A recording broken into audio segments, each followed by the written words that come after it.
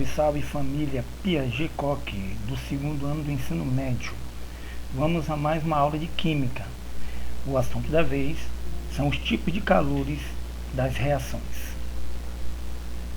Na aula passada falávamos sobre a questão da entalpia, calor, dos fatores que influenciavam no valor do ΔH. Então hoje vamos continuar falando dos tipos de calores reativos, mas vamos partir do princípio que já foi abordado de que a entalpia de um reagente ou de um produto é impossível de ser determinada. Isso acontece pelo fato de que não existe equipamento possível para determinar essas entalpias de cada reagente, de cada produto de uma reação química. Até porque eles podem interferir nos resultados. Então, experimentalmente, o que se faz é uma determinação do ΔH, que também leva em consideração alguns parâmetros. E esses parâmetros eles são estabelecidos através do estado padrão, que é definido a partir da temperatura de 25 graus Celsius e pressão de uma atmosfera. Quero lembrar, na verdade, que a IUPAC ela já fez essa alteração, né? Ela corrige a questão do padrão e do normal, e ela estabelece que essa pressão tem que ser em bar, ok? A princípio não vamos manter. A princípio não vamos mudar isso pelo fato de que essa pressão em bar é muito próxima aí da pressão atmosférica. Então o valor é muito próximo, por isso que ainda se mantém esse valor, ok? Mas posteriormente aí eles serão gradativamente modificados, ok? Mas é só um ponto aí chaves para que vocês tenham esse conhecimento. Então vamos lá. Outra coisa, a condição padrão não pode ser confundida com as condições normais de temperatura e pressão. Lembrar que condições normais de temperatura e pressão é algo relacionado a gases, que é um assunto aí que vamos discutir posteriormente. Então os gases, ele vai ser usado para determinar são dentro dos parâmetros da CNTP, ou NTP, como a IUPAC já tem corrigido. E para isso, leve-se em consideração esses dois parâmetros. Quais são eles? A pressão de uma atmosfera e a temperatura de 0 graus Celsius. Lembrando que para gases a temperatura é dada em Kelvin, então essa temperatura corrigida para a temperatura Kelvin ela equivale a 273 Kelvin, ok? Que equivale a 0 graus Celsius, que é a temperatura absoluta. Já que na condição padrão, o parâmetro estabelecido é a temperatura de 25 graus Celsius e uma atmosfera. Então, muito cuidado aí ao interpretar esses dados para não gerarem aí uma correlação errada, ok? Então, condição padrão está relacionado à termoquímica. Condições normais de temperatura e pressão está relacionado a gases, ok? Beleza. Vamos continuar. Padronização. Em relação à padronização, convencionalmente, o valor dessa entalpia padrão de formação, inclusive, quando se está falando de padrão, esse parâmetro aqui é importantíssimo, sempre você vai ver a grandeza acompanhado desse O aqui. Então isso significa que estamos falando aí de algo padronizado. E também levando em consideração justamente a temperatura de 25 graus Celsius e pressão de uma atmosfera que é muito próxima de um bar, ok? Ok. Estou colocando aqui para lembrar. Então, por convenção, admite-se que algumas dessas entalpias, pelo fato de não poder determinar, ela tem valor igual a zero. Mas para isso existem alguns critérios. O primeiro critério é que a substância seja simples. Então ela só é válida em parte para a substância simples. Segundo, que esteja no estado padrão. E o terceiro, no seu estado alotrópico menos energético ou mais estável. Então vamos observar aqui alguns exemplos. Por exemplo, nesse caso aqui, a entalpia não é estabelecida, padronizada a zero, porque a água é uma substância composta. Lembrando aí que substância composta é formada por 2 ou mais elementos químicos da tabela periódica. Então por isso que ela está de fora. No entanto, eu tenho aqui duas formas alotrópicas do elemento químico oxigênio, o oxigênio gasoso e o ozônio. No entanto, o estado alotrópico menos energético ou mais estável é do oxigênio gasoso, por isso que ele tem uma entalpia igual a zero, enquanto que o ozônio tem uma entalpia diferente de zero. Mesma coisa acontece com carbono, grafite, carbono, diamante. Carbono, grafite, a entalpia é zero, porque é o estado alotrópico menos energético. Mas o carbono, diamante, ele se encaixaria na entalpia diferente de zero. E assim vai, né? Para todos aqueles alótropos conhecidos. Outra coisa também consiste no fato das substâncias no seu estado padrão. Então, o hidrogênio, gás hidrogênio, ele tem entalpia zero. Mas se esse hidrogênio estivesse no estado líquido, ele já não seria uma entalpia igual a zero, ok? A entalpia padrão. O que acontece, por exemplo, o ferro líquido. No estado padrão, nas condições ambientais, o ferro é sólido. Então, essa entalpia seria zero. Mas, como ele está no estado líquido, ele é diferente de zero. E assim vai. Então, esse é o primeiro parâmetro aí de convenção. Só para relembrar, substâncias simples, no seu estado padrão, nas condições ambientais, e no seu estado alotrópico menos energético e mais estável, tem entalpia padrão igual a zero. As demais, entalpia é diferente de zero, e para isso existem algumas tabelas. Então é a partir desse parâmetro aí que eles conseguem determinar essa entalpia, a variação de entalpia. Como eu disse a vocês, como há uma impossibilidade de determinar essas entalpias de cada substância presente no reagente produto, então essa convenção foi necessária, ok? Vamos falar do primeiro tipo de entalpia, o calor de formação. Essa entalpia ou calor de formação é a quantidade de calor que pode ser liberado ou absorvido. Então, isso pode observar que temos a questão de reações exotérmicas e endotérmicas ou processos exotérmicos e endotérmicos. Então, quando eu for determinar a entalpia de calor de formação, ela pode ser positiva, se ela for, ou negativa também. Então, esses dois pontos aí em relação ao sinal desses calores, elas são justamente observadas. Só que para essa quantidade de calor ser liberada ou absorvida, é necessário que um mol do composto seja formado por substâncias simples, que esteja no estado padrão e também no seu estado alotrópico mais estável. Na verdade, a entalpia de calor de formação é o que gera a formação de maioria das substâncias. Então, por isso que esse tipo de calor é muito útil, porque é a partir dele que a gente consegue determinar outras variantes aí dos calores. Lembra que essa entalpia ou calor de formação, ela é uma síntese. Então, pelo fato dela ser uma síntese, o que significa? Significa que a síntese é uma reação de obtenção de um produto, só relembrando aqui lá no primeiro ano, né? Um reagente A que reage com reagente B forma um reagente C. Por ser síntese, ele tem que ser único. Ok? Só para a gente relembrar aí essa palavra da reação de síntese. Então, na reação de síntese, o calor liberado ou absorvido na entalpia de formação pode ser determinado. Então, observe um exemplo aqui. Eu tenho aqui hidrogênio gasoso mais oxigênio gasoso formando água líquida. Lembrar, na verdade, que essas duas entalpias aqui são padrões. Então, observe, a entalpia do hidrogênio gasoso, ela é zero porque ela é convencionada assim. A entalpia padrão do oxigênio, também gasoso, que é a sua forma alotrópica mais estável, também é zero. Então, todo o calor obtido na reação é proveniente do produto, no caso a água no estado líquido, já que esse aí é uma substância composta e foge à questão da padronização. Então, nesse tipo de reação, a entalpia padrão de formação é de 1286,3 kJ por mol. Contudo, quando eu coloco a fórmula, o que eu tenho?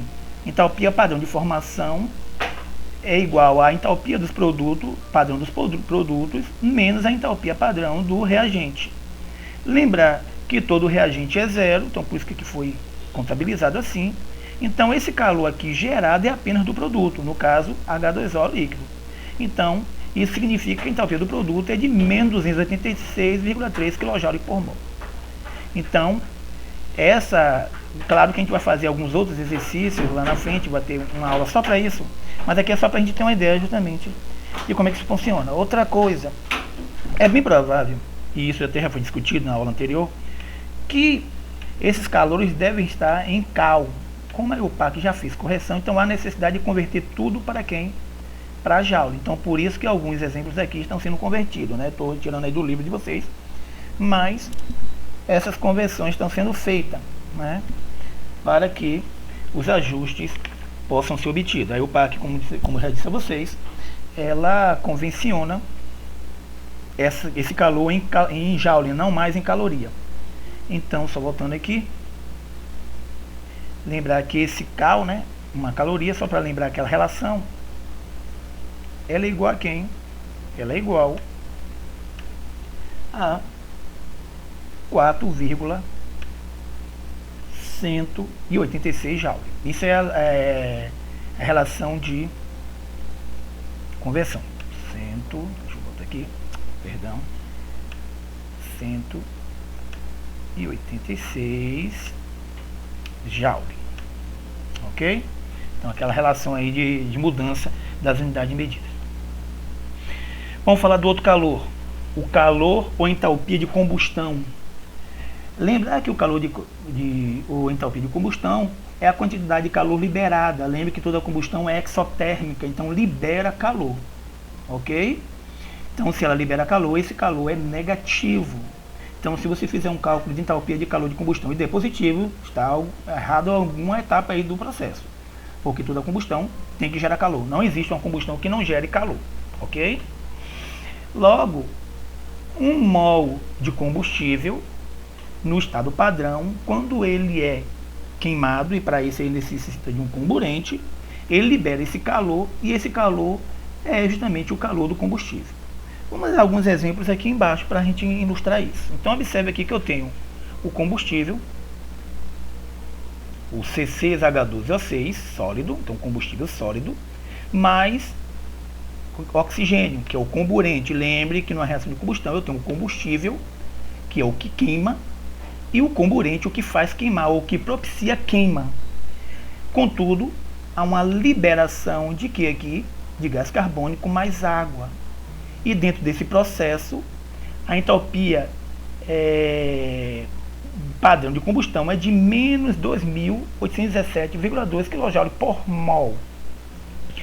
Quero lembrar, na verdade, que se a gente fosse fazer aqui variação de entalpia igual a entalpia dos produtos menos reagente, o único aqui que seria, deixa eu voltar aqui, o único aqui que seria padrão seria quem aqui? O oxigênio, porque está no estado gasoso e seu estado alotrópico mais estável. Os demais teriam valores aí significativos. Então, o que acontece? A partir daquelas entalpias de formação, eu teria um calor específico para esse combustível, um calor específico para o gás carbônico e para a água, e a partir daí, contabilizando, dentro das compensações de energia, eu teria como resultado a entalpia de calor liberado por esse combustível de menos 2.817,2 kJ por mol. Ah, já ia esquecendo. Alguns livros não mencionam isso, que também é um erro aí conceitual. Aí o PAC recomenda que essas energias tenham relacionadas a mol, ou seja, a quantidade de matéria de um mol. Então por isso que eu também fiz esses ajustes. E é necessário também que vocês façam assim à medida que forem executando os exercícios. Vamos a um outro tipo de calor aqui embaixo. Deixa eu voltar aqui, por favor. Ok? Que é esse aqui. Então observe aqui que eu tenho esse combustível aqui, que no caso é a sacarose, né? Unido ao gás oxigênio. Então observe aqui que aqui é bem provável ser uma respiração, né? Lembre que a respiração é reação de combustão, porque produz energia. Então aqui eu tenho a sacarose mais o oxigênio, que vai liberar gás carbônico mais água, ok? Do mesmo modo, é uma energia de combustão, né? É uma entalpia ou calor de combustão, que libera aí menos 2.204,3 kJ por mol. Essa vírgula aqui não existe, né? Foi um erro aqui no slide, ok?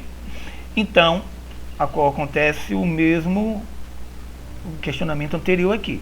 Se você for olhar, essa entalpia padrão aqui, ela seria zero, por se tratar da substância alotrópica mais estável, ok?